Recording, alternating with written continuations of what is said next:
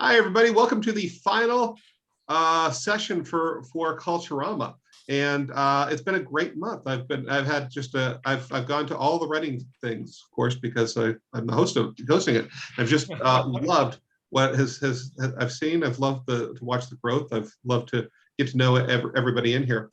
And tonight we're going to finish off with a bang, a explosive poetry. From two of my favorite people and two of my favorite poets. I'm just going to kind of give an informal introduction to you guys. First, we're going to have Kareem Tayyar, who is a poet. He's a professor at Golden West College, and where you run a peace conference. Do you currently run the peace conference still? Well, I've been helping with a colleague. I've been helping a colleague of mine run it for years, but last year was our last one. Oh, that's too bad. Oh, yeah. But that kind of I think that kind of project sums up who Kareem is. Extraordinarily other-centered person, making sure that our world becomes better. And his poetry does that as well. He's a poet. He's also a novelist. If you have any free time, I would read The Prince of Orange County, which is absolutely just a gorgeous novel of Orange County in the 1980s. I believe it's 1980s. If you're not from Los Angeles, Orange County is that part that's really close to where we have Disneyland and Tim Hatch is a Pomona Valley poet. He's also a professor at a couple of colleges nearby, and technically at Mount SAC, I found out as I was trying to process your money. He's just coming out with a new book from Bamboo Dart Press. Take it away, guys. Thank you, John. I appreciate it. And Tim, it's great to be here with you. I've enjoyed your poems for a long time, so it's good to actually finally get a chance to meet you. Thank you. Yeah, likewise. This is really nice. So the first poem I'm going to read was inspired actually by maybe about 2 or 2.5 years ago. I started listening a lot to the pianist Keith Jarrett. Specifically some of his live performances that I just found to be incredibly beautiful. And so this first poem was inspired by a series of his kind of later period albums that I'd gotten really into. So it's called The Pianist. The pianist sits on a stage in Munich and slices his memories of New York in half, as if it were a scantily clad magician's assistant. The crowd, moved but too stunned to applaud, forgets their names and the names of their children. The pianist, aware that such a thing has occurred, closes his eyes and thinks of a long ago winter's night on 125th Street, where from a friend's window he watched a young boy dribble a basketball across a court slowly filling with snow. The crowd, experts on snow, feels their hands begin to freeze and their cheeks redden with this arrival of frost. The chandelier is like the moon on the night before an eclipse, or a woman in a white dress turning her hips across an otherwise empty stage. The pianist, who now begins to float on his bench above the heads of his audience as if the bench were a magic carpet new to the marvels of flight, closes his eyes, draws in his breath, and wonders what Duke or Miles would think of this trick, one where all these familiar songs wear each other's coats, and where the assistant awakens to find herself whole, her heart now where her left kneecap once was, but stronger now and more open to love.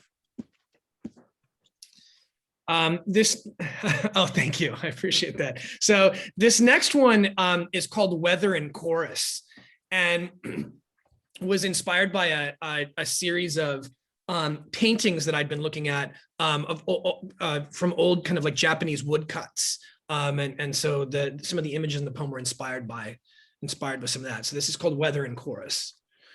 You carry 3 clouds up the mountain, slim as jugglers' pins, each of them dreaming of rain as you walk. When you pray, the clouds change shape. When you begin to sing, they change for a second time. What will become of your voice when you reach the mountain's peak? The same thing that will become of the clouds, you believe. Melody turning first into water and then into grief. This one's called The Book of Hours. And I think is probably most kind of inspired by a lot of the sermons that I used to hear growing up in church. Book of Hours. The sky is an illuminated manuscript, a breviary. I walk upon the grass as if I were an astronaut on the surface of the moon. My body light as stardust or prayer. One cloud in the shape of an angel, another in the shape of an angel's wings. Nearby rooftops become trampolines, and I watch as my spirit leaps from one to another just to show me what is possible. When the grass becomes water, I swim slowly, letting my body get used to its new home. The fish, all of whom know how to fly, ask me if I would like to learn. What takes me so long to answer, I wonder? It doesn't matter. The fish are patient.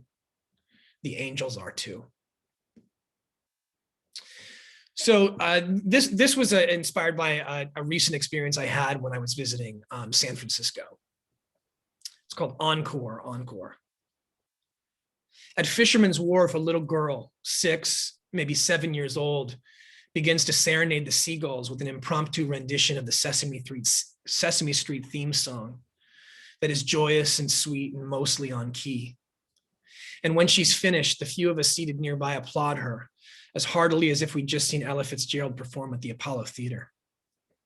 It's that kind of day in San Francisco. No clouds in the sky, no traffic on the streets.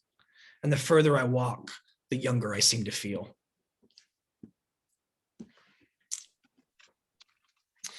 This one's called Secret Mariner. And I'm guessing that this kind of came about because I recently spent about 2 weeks teaching some of Herman Melville's ocean stories. And so I kind of had the sea in my mind. So this is called Secret Mariner. A sailor without a ship, you cross this nameless sea as the birds do. When storms arrived, you used your wings as coat. And when the wind tired of its beauty, your silence met the stillness with a patient grace. What time you had for other things you blessed with sorrow, with daydream, with the occasional poem written upon an endless scroll of clouds. And even while you slept, your spirit remained starward, an insomniac Ishmael that had long ago learned to see in the dark. This is called Psalm. This forest of trees that speaks in its sleep.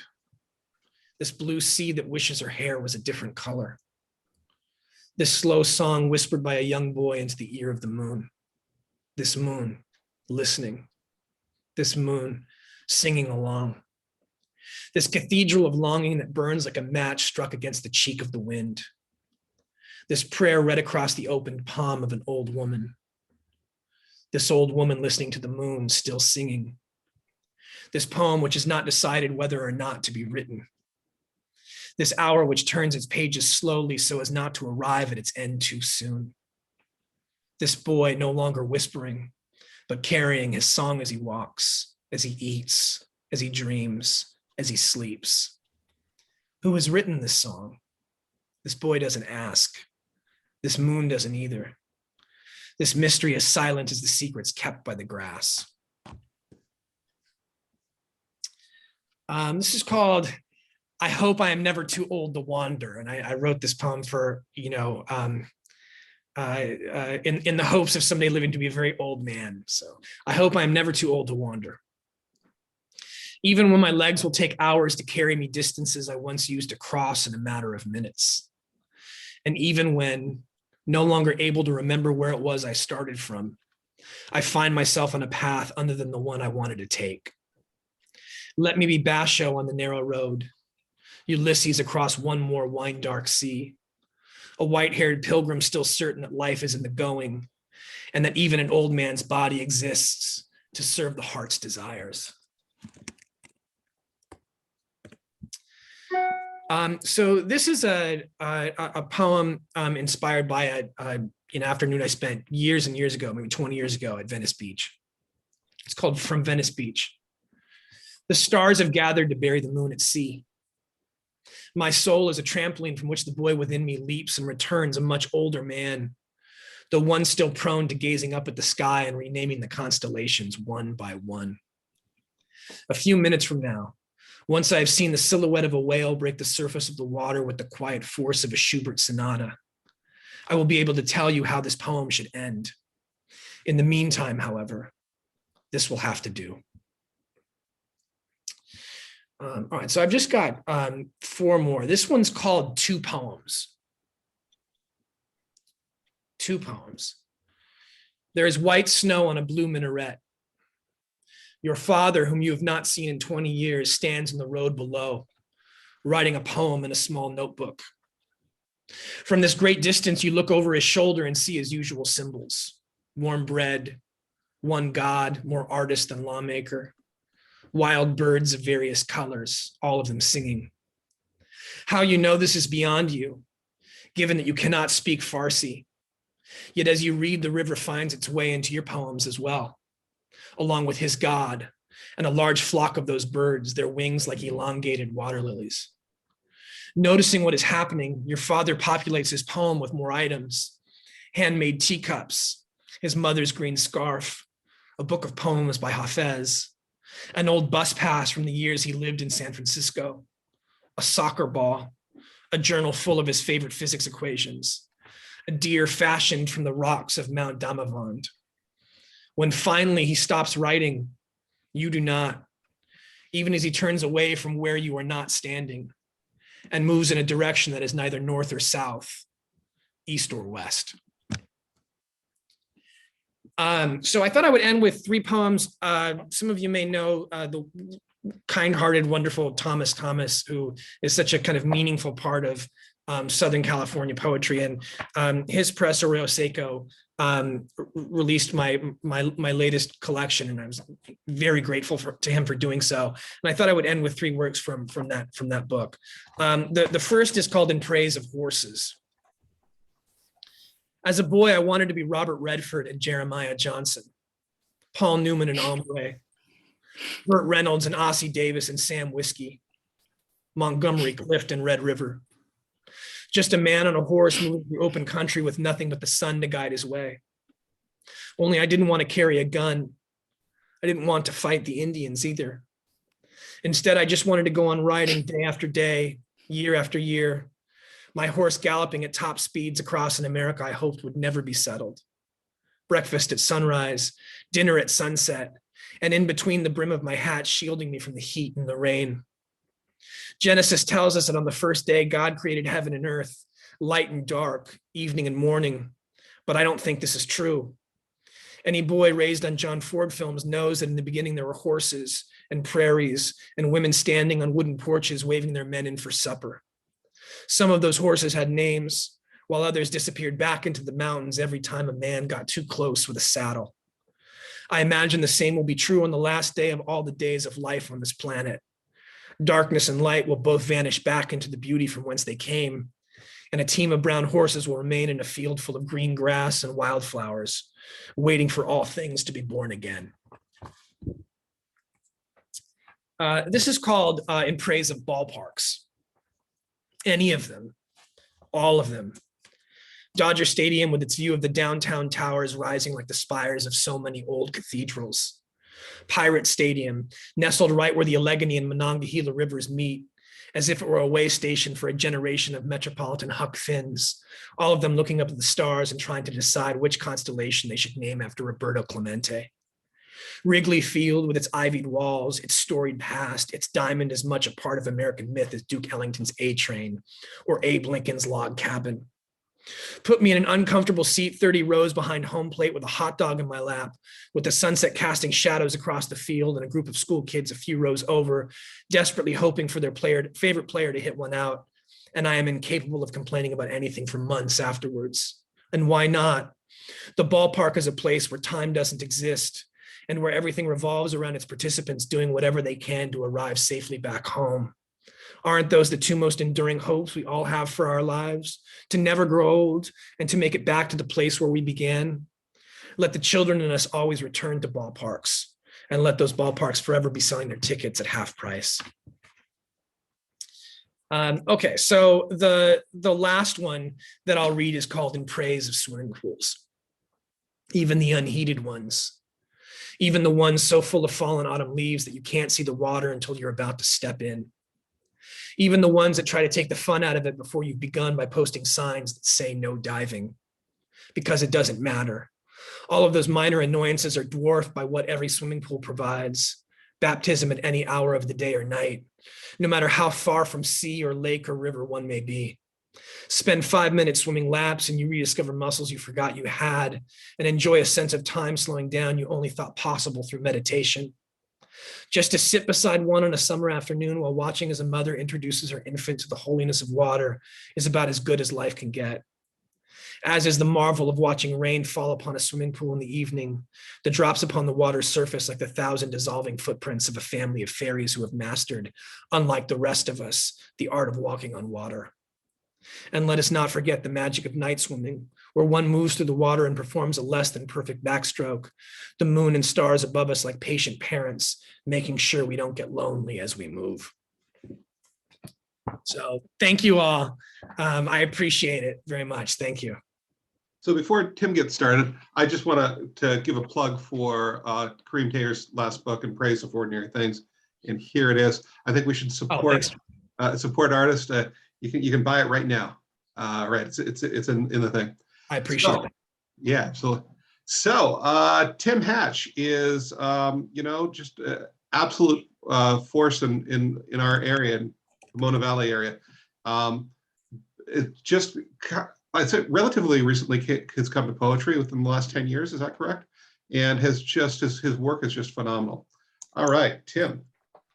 Thanks, John. Yeah, 9 years ago, I was finishing up my first poetry class. I took two that I had to take at the same time because I wanted to get them over with. And then it occurred to me about 3 weeks into the first into that quarter that if I ever had any hope in hell of being any good at writing at all, I would have to become semi-competent at poetry. And then it got its hooks into me. Damn it. And so anyway, here I am. Some of these, well, one of these, I think one of these poems in this book was actually written in that first class. Maybe I'll actually start with that one. If I can find it. Yeah. God, I haven't read this in forever. I have a PDF of this up, but then this will be all of the video footage of me. And I figured that would be too hideous to behold. So I'm just going to read from the book here. And I'm going to mark the time. This is called The Bear. He scowls, and I know I've made a mistake. When he moves, I move, just out of reach. The air is too thin. My mother screams, do nothing. I keep a picnic table between us. We orbit, two satellites, broken from their circles. He stops, and I do too, both struggling to breathe. He leans against the table, a coat of forest green already peeling, names carved into it. I can smell the Coors and Camels. He laughs, and I do too. I will survive this. He leaps across the table, clawing for me. His enormous body blackens the sun. Thanks. Thank you. I think that sets the tone pretty well for what a lot of this book is addressing. You know what? Maybe I'll transition. I'm going to read this one first. A lot of this book is me talking, and I'm not going to set up every poem with a 10-minute story, but a lot of this book is me just dealing with my own lifetime of terrible wiring in my head and kind of talking about the long-term effects of abuse. And this is about that. And it's about that, and it's also about me feeling sorry for the people in my life, like my wife, who have to deal with me dealing with a lifetime of bad wiring. And it's not really a comedy. It's not really a funny poem, but yeah, that was the sensibility here. This is called Multiverse. The plug to Annette's curling iron sits on the tiled bathroom floor. Evil little bastard. Waits for the soft white arch of my foot. Sinks its teeth in deep. I hold back a scream, kick it out of my way, stumble back into the tub. I reach out to stop my fall, and as my palm hits the pink tile wall, I feel the familiar shudder of universes being birthed. In one, I step on the plug, scream loud with purpose, and when Annette asks what's going on, I tell her she's a fucking child who can't pick up her things. I hobble after her, trailing blood as she and the dog back out of her driveway. In another, I kick the plug, fall back into the tub, fracture my spine. She runs in, sees me, a broken sculptor's mannequin, and the guilt crushes her. I hold that guilt like a cleaver, hack away small pieces of her, one argument after another, swinging wildly to keep her from the door. Back in this universe, I grab hold of my temper and wrap my foot in the gauze I've learned to keep on hand. I clean the blood already yellow on the floor, and I wonder in how many universes, born of my childish anger, have I squandered her love? Thanks. I'm just kind of paging through here. All right. This one actually, I wish Stephanie Hammer was here, because this poem I don't think would ever have seen the light of day if it wasn't for her. She was reading at the Dog Gallery in Pomona several years ago with George Hammonds. And I told her I wasn't going to be reading that night, and then she gave me that teacher face, like, you're going to read. And so I decided to read this just because I hadn't ever read it before, and I was really unhappy with it, and I probably never would have started working on it again. But I'm really glad that I read it, because I rediscovered a lot of things about, when you hate something and then come back to it and see it with different eyes. That happened. So this is called Oedipal Revenge Fantasy. Standing up from the dinner table, my father asks when I plan on fixing the dent in my truck. He says, when I was your age. You know what, Dad? When Jesus was your age, he'd been dead for 40 years. All of us fail to measure up to someone. Yeah, well, at least I wasn't living off my wife. A flash of blood, and I'm outside myself. The dinner table falls from under me, chased by the earth, the solar system, whole galaxies, alone, drifting, formless, and so quiet. I see red dwarfs and nebulous clouds, and the colors, dear God, the colors, the pinks and blues and yellows, the blinding, piercing white. Slowly it dawns on me that I'm not in the universe so much as I am the universe, the same perfect recipe of hydrogen, oxygen, carbon, and nitrogen as everything else. And I am fucking gorgeous and huge. Singing begins, sublime, glorious, my creation song in flawless harmony with myself, trumpets on a clear, still morning.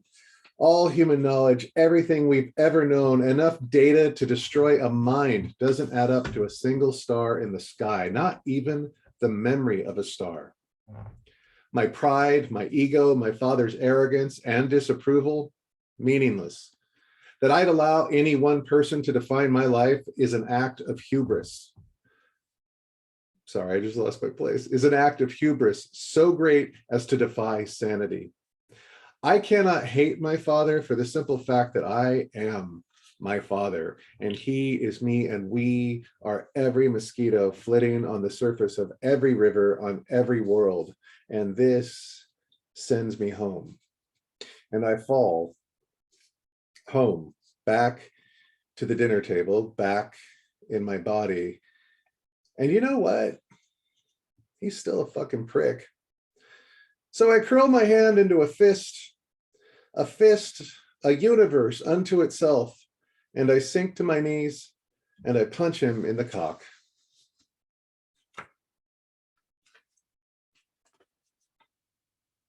Thank you. I'm particularly fond of that ending. I don't think he's ever heard that one. I don't know if he has. It'll be interesting if he stumbles across this on YouTube. I'm fine if he finds this on YouTube. It won't be the first time. Let's see. Do I want to flip around? Maybe no, okay, I'll do this one. This is called Concerto 1. I'm checking the time. 1. My father's mouth, a broken record, stuck on the same sadistic song, teeth jaundiced from decades of coffee and cigarettes, towers over me. A cankerous storm cloud. Saliva stretches, then shrinks at the sides. Sickly stage curtains swish open and shut for a performance that never really begins or ends. Deep, sharp pain in my chest pulls my eyes up to his lunatic glare. Right hand raised, index finger extended. 2. Like a conductor's baton, he brings it down. Stupid. His finger stabs my chest so hard, I wonder if he's drawn blood. Fucking. Another stab digs in me up to the first knuckle. Loser. I've never hurt like this. He keeps laying into me, each downbeat the perfect demeaning accent to a dehumanizing verbal spike. My throat feels tight, like I'm swallowing cotton, as he drums an endless staccato of hate speech. Worthless goddamn moron. His finger comes in wrong and breaks, immediately purpling to twice its size. Cradling one hand with the other, he comes in close, searches my face, dares me, begs me to appreciate the irony before he leaves in search of an ice pack. 3. In the bathroom, I stand shirtless under the humiliating glare of the fluorescent, and I count 37 fingertip reminders that I'm stupid and worthless. I take the blade out of my father's safety razor and lightly drag it across my chest, slicing staff lines for my father's notes. I stand back and look at myself. Bloody sheet music for a bastard's concerto.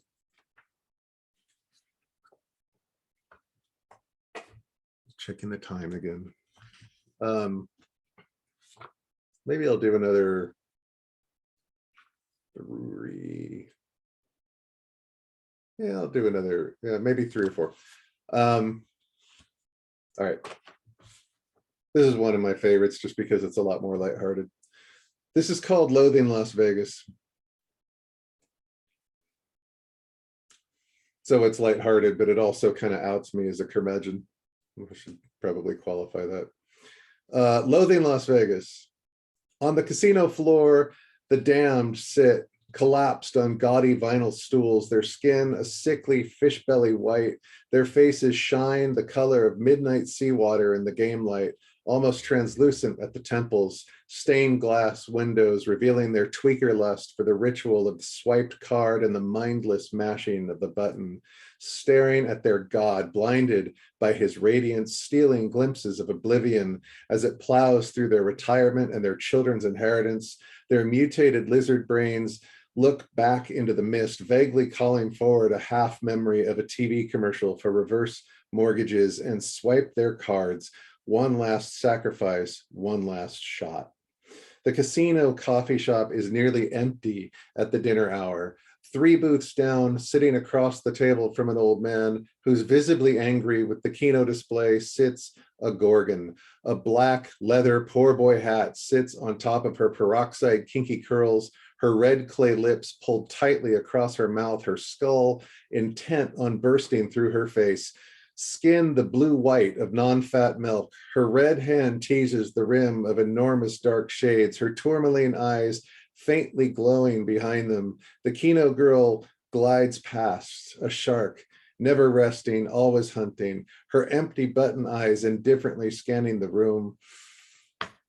Out by the pool, the chlorine fumes hate fuck their way into the nostrils of the defeated parents, who wonder what the hell they were thinking, desperately wishing they had a tab of acid or a bag of shrooms or anything that might help them appreciate this Boschian hellscape. It's after dark now. The sexy people are long gone, off to have sexy evenings and sexy clubs with names like Misdemeanor and Cyst. An enormous toddler sits at the end of a chaise lounge, sucking ketchup out of ketchup packets, his parents oblivious as they argue over where to take the screaming children for dinner. Nowhere is far enough away from here.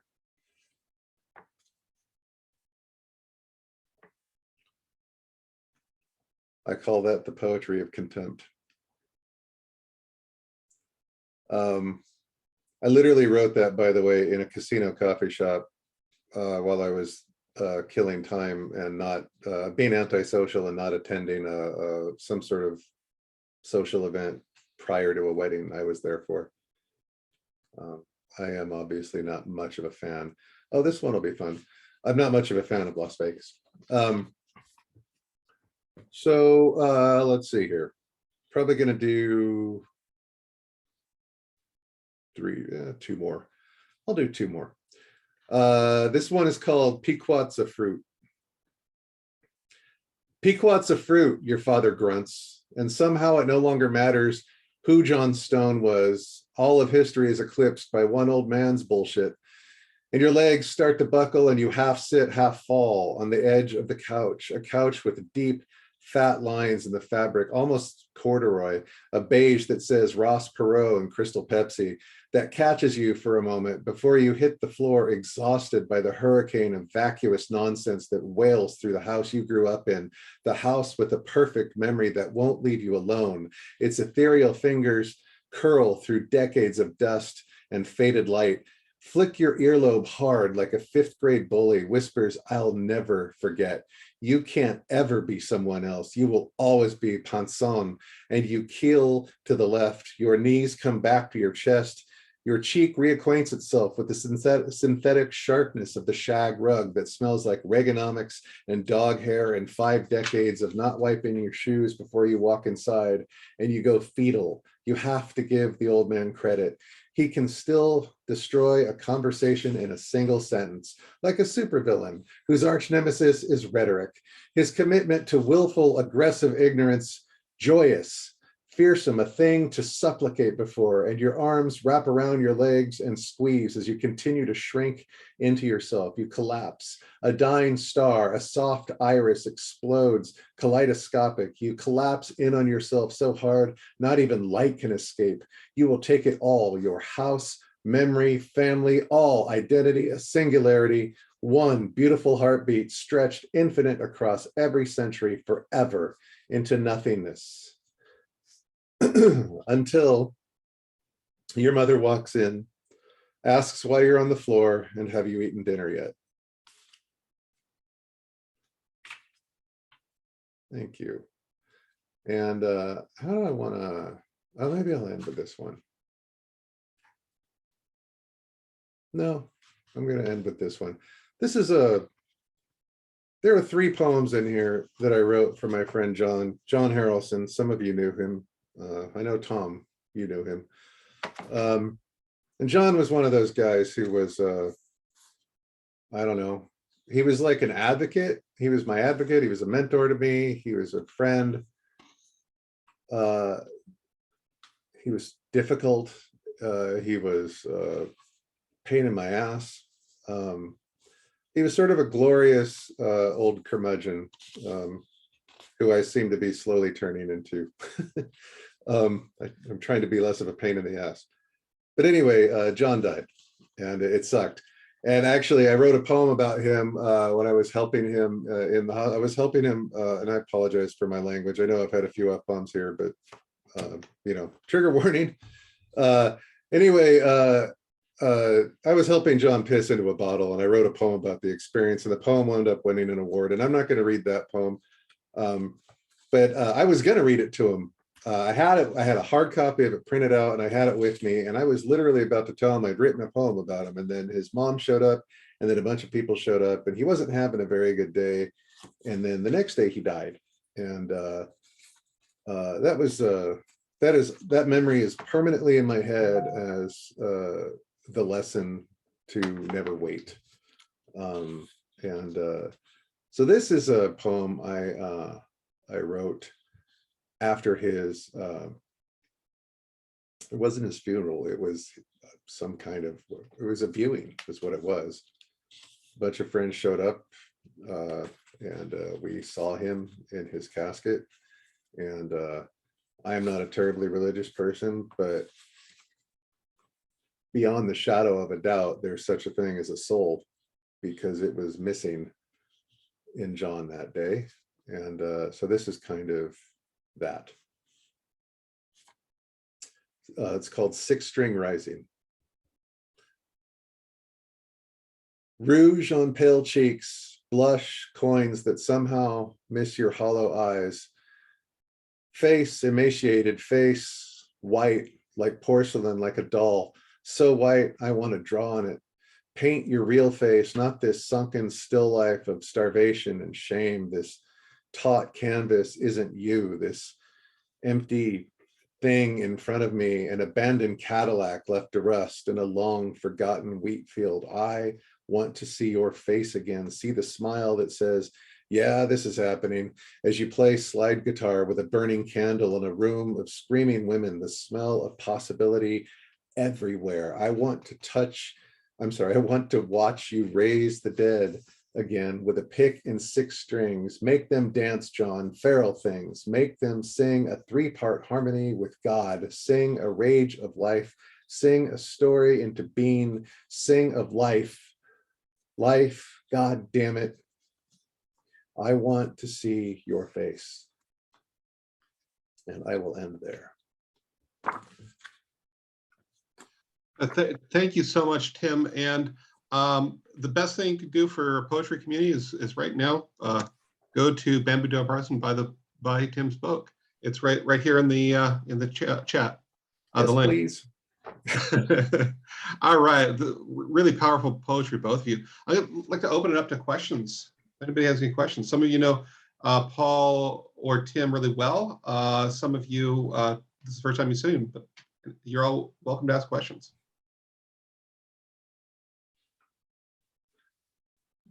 Well, I'm just going to start with actually a comment.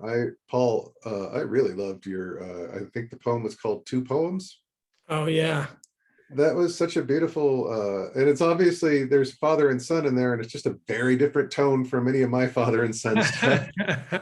And I just really loved it. I appreciate that. I appreciate that. That's very kind of you. I was actually going to ask you, what's the title of your book? Oh, it's called Wild Embrace. Okay. And it's at Bamboo Dart. Yeah, Bamboo Dart does beautiful books. Yeah, did I even get that? Yeah, there it is. That looks great. Very cool. Okay. Yeah, and Bamboo Dart's doing fantastic things with their chapbooks. They are gorgeous, all of them. Yeah, well, congratulations. Thank you so much. Okay, so we got a question from the chat. We got a couple of things. Leanne said, yes, I noticed the theme of father and son in both of your readings. And absolutely. It's a theme that you both come back to again and again. Well, I think it's clear why you do, Tim.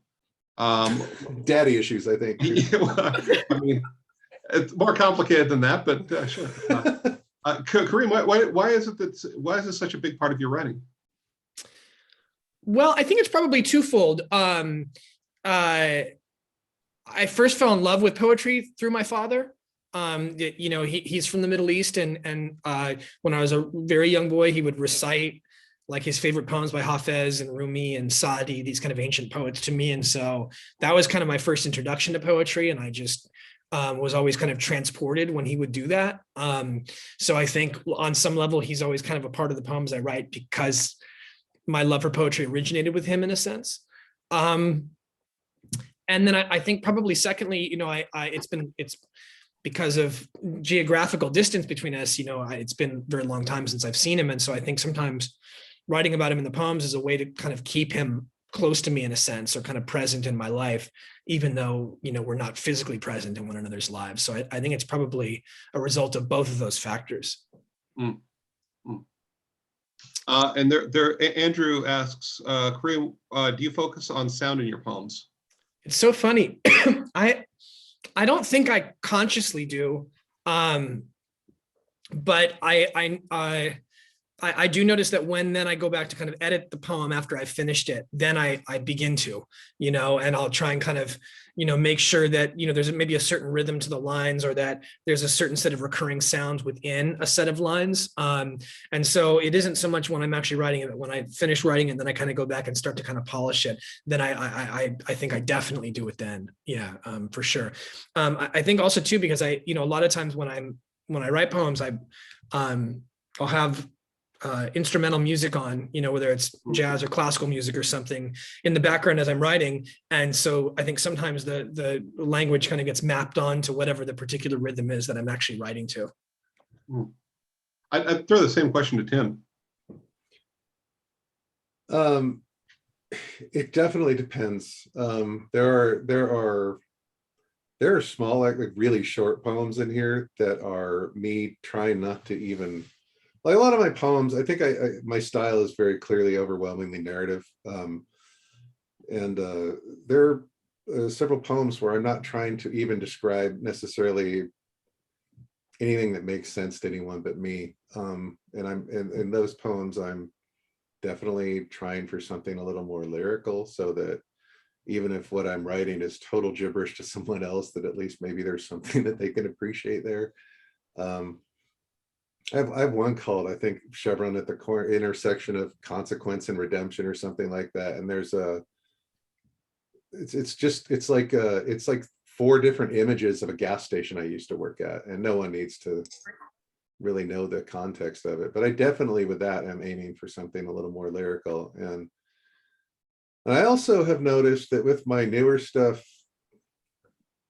I will do my best to inject very similarly, actually, during revision, I will do my best to inject some lyricism or some kind of sound play in there. But if at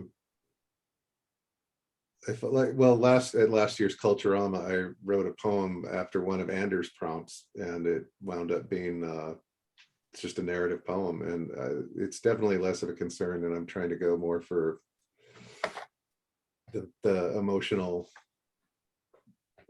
unsettling emotional headspace that I was in at 4 years of age and frequently returned to as an adult. And image and lyricism seemed to play a second fiddle to that in that poem. Tommy, I think I cut you off in a question. Did you have one? Oh, not as much question, just responding to the voice, the sound. I've listened to Paul read since I think his first Tabot Bach book. I've been a fan.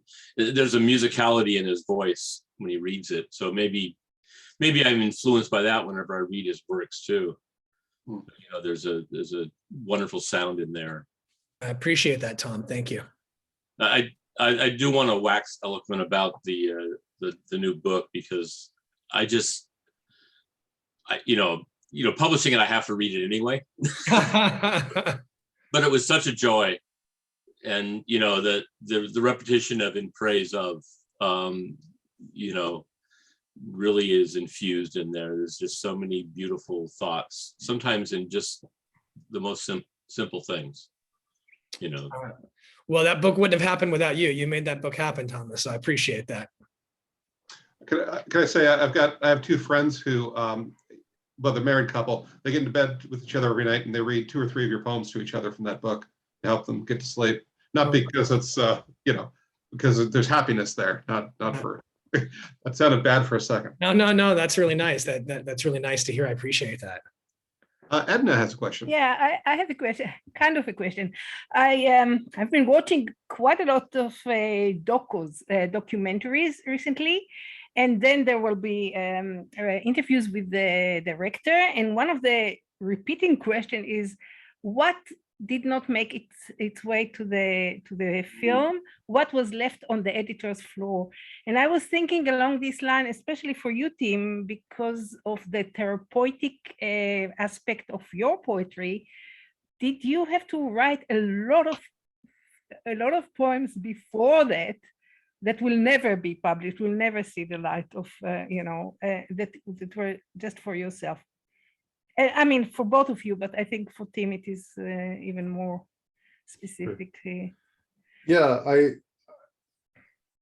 well, I mean, the poem, it's very rare that I write a poem purely for myself. It might work out that way, but if I go to a poetry reading and there's some, I'll read just about anything. I don't feel the need to look good at poetry readings. So I sometimes read absolute crap that I'm still workshopping. But so obviously a lot of the themes of the poetry I've written in this book are, and seem to continue to write, are themes of abuse, being a child abuse survivor, things like that. And I tell you, the last thing I wanted to write about when I started writing poetry was autobiographical poetry about my trauma. Because it seemed, to me anyway, it seemed really cliche. And I don't know, probably 6 months into it, I just threw my arms up and surrendered to the idea of it. Maybe it's a necessary first step before you move on to other topics. Although I seem to be taking a really long goddamn step with that. Just a year ago, I wrote this thing about, it's the first poem in the book here. And it's very much that sort of sensibility. In any case, I did write a lot of bad poetry. I wrote a lot of poetry where I was trying to figure out how to say what I had to say.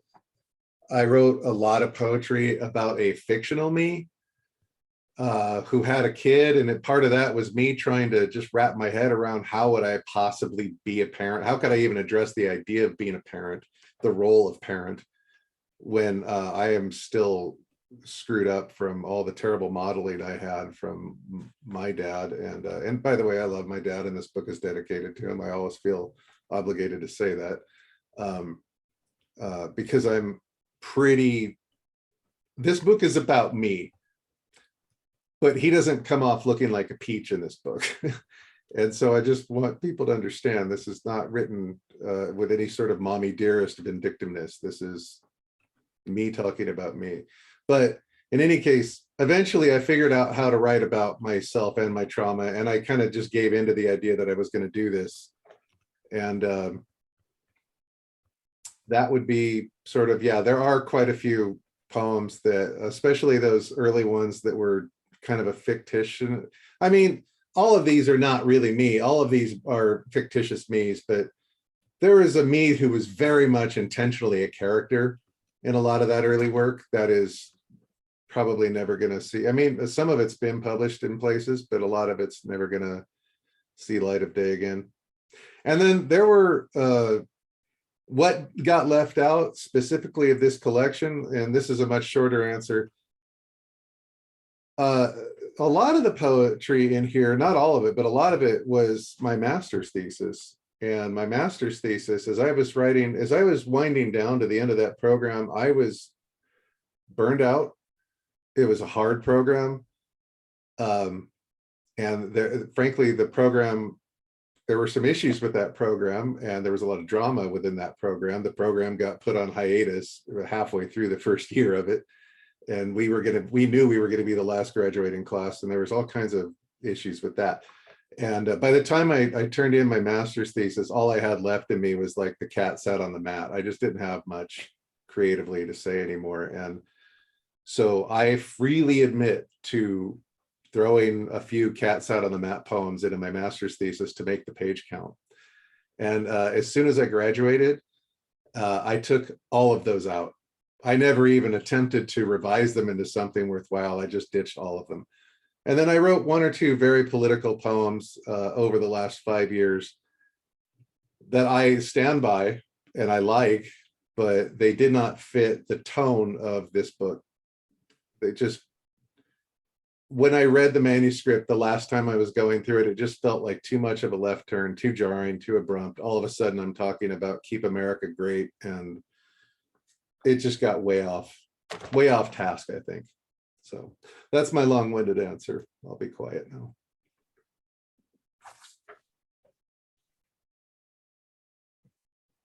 Oh, and by the way, thank you, Carrie. I appreciate it. Okay. Any other questions? All right. Well, thank you, Kareem. Thank you, Tim. So appreciate you being here. Thank you all. Yeah, thank you so much. And so this is bittersweet. I get my weekends back, but I don't get to spend my weekends with all of you, which is too bad. But we'll be back. And love you all. Yeah, love you guys too. Likewise. Thank you. This was wonderful. Thanks, John.